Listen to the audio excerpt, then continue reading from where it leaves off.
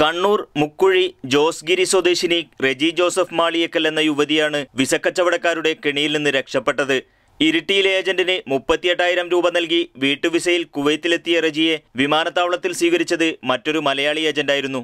മാസം 18,000 രൂപ ശമ്പളം കിട്ടുമെന്ന് വാഗ്ദാനം ചെയ്തു കൊണ്ടുവന്ന യുവതിയെ ഭാഷ അറിയാത്തതുമൂലം ജോലിക്ക് നിന്ന വീട്ടിൽ നിന്ന് തിരിച്ചയച്ചു. തുടർന്ന് ഹൗസ്മെയ്ഡ് സർവീസ് ഏജൻസി നടത്തുന്ന തൃശൂർ സ്വദേശിനിക്ക് 550 ദിനാറിന് ഏജന്റ് യുവതിയെ കൈമാറി.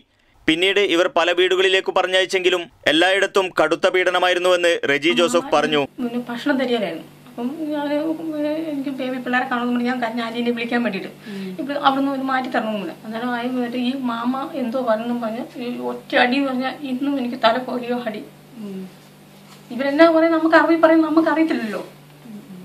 ഭക്ഷണം തരികയില്ല, പണിയെടുക്കുകയും ഭക്ഷണം തരികയില്ല, റൂമിൽ പൂട്ടിയിടുക. എത്ര ദിവസം അവിടെ ഞാൻ ഒരു 6 ദിവസം 7 ദിവസം 10 ദിവസം പണിയെടുത്തു സഹിച്ച്.